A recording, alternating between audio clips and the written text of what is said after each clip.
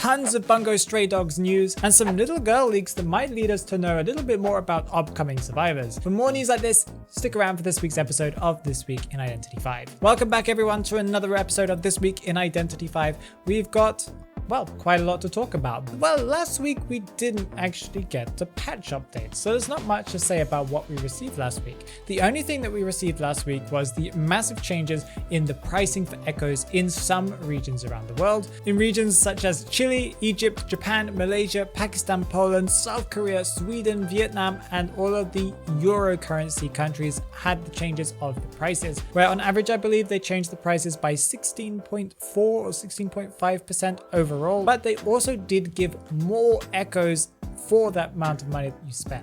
So originally you would get the lowest tier was 60 echoes, and now they've made it into 72 echoes. And this is due to Apple's store increasing their kind of revenue split that they have, meaning that NetEase just needs to get a little bit more money from the game. As a consequence of this, there were some issues for some people to be able to upgrade the postman's costume into in the Autumn Letter event into his Autumn Reverie skin.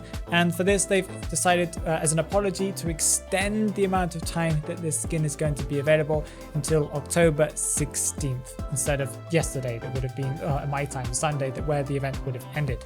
Apart from that, that's all really that we got last week. So let's talk about what we're getting this week, because we're getting a ton of stuff, as you guys can expect, as Season 23 Essence 2 opens and begins, and we have of course the Bungo Stray Dogs event, and this means that we're going to be getting the Atsushi Nakajima skin for Mercenary. That is an S tier skin.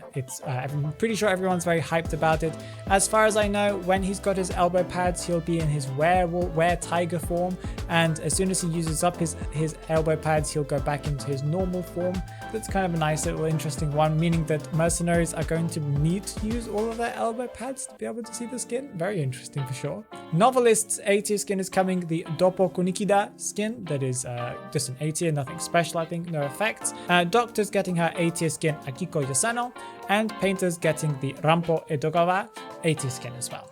I believe none of these have any effects. They do come with, there are some accessories that we'll probably be able to get during the event or purchase, I'm unsure, that don't do any effects for these characters, but are just add-ons for what they already have. So we're also getting the Bungo Stray Dogs crossover event, where the story is going to include an investigation of the owner of a special letter in the elitist manor, and I believe all the characters are going to go there. It's probably similar to what we did with the Link Click event. By participating in the event, by logging in and completing matches, and probably some missions as well, you'll be able to get up to 15 or possibly 20 essences, if I understand what NetEase said in this tweet. I'm not completely sure what they meant, but it looks like we can get quite a lot of essences just from doing the event, meaning that you'll have a higher chance of getting any of the A tiers, as well as the chances that the A tiers won't repeat themselves, according to NetEase. So if you get Painter's A tier, then you can, next time you get an A tier, it will always be a different A tier than the one you already have. Also, as another reward, you'll be able to get a Mercenary's B tier accessory, Tiger Tail, and a portrait frame, and probably some other rewards such as fragments and stuff like that. The Tiger Tail accessory is kind of special because it's upgradable, similar to what we just had with the A tier skin for Postman. You can upgrade it into either an A tier or an S tier if you use tokens. 480 tokens will let you get the A tier, and 728 tokens will let you get the S tier accessory. I don't know what the difference is between the effects, but that's something as well. These tokens can be received by completing matches, but I believe only 480 can be received by doing matches. I don't believe you can get 728. So if you want to upgrade it to the S tier, I believe that you do have to do the Echo exchange. Sad that you can't do it through the game, but anyway. Another thing that's coming for this crossover is that we're getting a crossover package in the store, and this is going to be Prisoner's S tier package for Dazai Osamu. It's also going to include Prisoner's S tier accessory that's connected to Dazai as well, that is the textbook of Dazai. I've watched most of the anime, and I don't really remember any notebook, so it's a little bit of a weird choice from NetEase to add this. I feel like this is just, hey, we needed to make some money from an accessory. The price of this package with its discount, that is technically not a discount, that's just the price of the package, is going to be 3,268.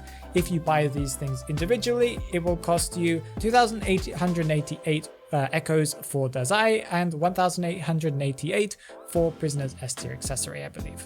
The effects are quite nice and they depend on if he has an electric charge or not, and it also gives some effects as well to the field where he gets his charge up. And since Prisoner can get his charges much more often now, you'll see more changes between his skin because he goes between his normal Dazai and then his fancy kind of costume Dazai version. It's a very interesting skin, similar again to the mercenary one for Atsushi. As far as we know, that's all that's been confirmed for what's coming this week, so let's talk about what's coming in the future, some leaks, some rumors, stuff like that. Well, okay, one of the biggest rumors is the one, of course, for Little Girl. There's been a lot of rumors going around that people are talking about her alternate character, her alternate form, similar to, for example, Lucino having two forms, his hunter form and his survivor form, and Weeping Clown, and so on. Instead of Little Girl's alternate version being a hunter, there are rumors that she's going to actually be a survivor. It's apparently been confirmed, or so confirmed, I'm not sure who confirmed it, but she's going to be a rescuer in her adult form. That's very interesting, as technically, according to the story, she should be as old as Orpheus is. All of these leaks are from IDV Clue on Twitter, so make sure you go and check them out. For those curious if there's going to be a part 2 of the Bungo Stray Dogs crossover, well, apparently there is going to be a part 2 in the first half of next year. That's pretty soon, so I'm not really sure how true that is. This seems more like a rumor than a confirmed thing. It's very possible that we'll get a part 2. I'm not really sure which characters they could add unless they add the villains arc and they add, I've forgotten what the name of the little girl is with the spirit behind her, but that would also be a good addition. That would definitely be a good skin for little girl. Pretty much confirmed that's going to happen if they do a part 2. There are rumors as well that Priestess might be the next SS tier skin, similar to the one that we have for Perfuma, that is the really fancy one that costs a lot of money. Well, next year there's going to be another one, and it's probably going to be for Priestess. For people looking forward to the Halloween event, apparently the skin is going to be for Acrobat, and it's going to be an S tier skin that's going to be possibly time limited.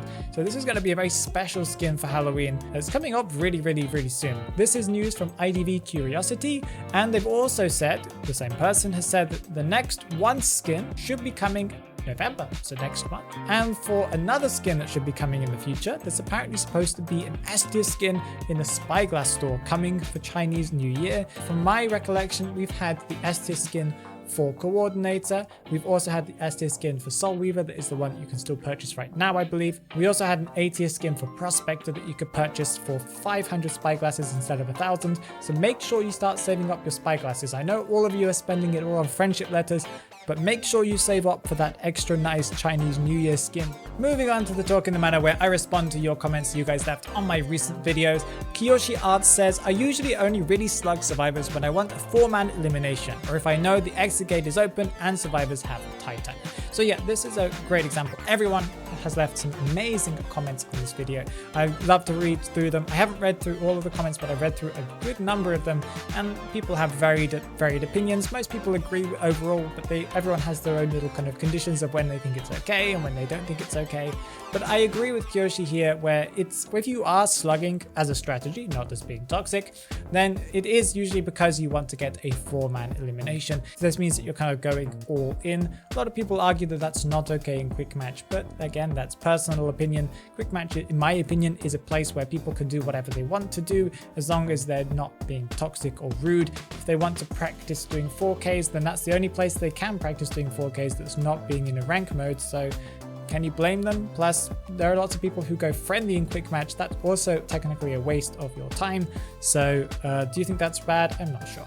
Cheshire Ghost is on the other spectrum of this opinion, saying, I think slugging is fine in rank, but in Quick Match, it's just annoying. It takes too long for a quick match. Just chair me and go. I do agree with you in some way, Cheshire. As I said before, literally a few seconds ago, I do think that it's good to practice slugging for rank and stuff like that in Quick Match. I don't think there's any issue with it, but if you're, as you said, a Quick Match is meant to be a quick match, but we don't have another mode where you can kind of go in and practice against real players without kind of inviting them into customs and stuff like that. So where are you supposed to practice this kind of slugging strategy, or even if you think it's viable?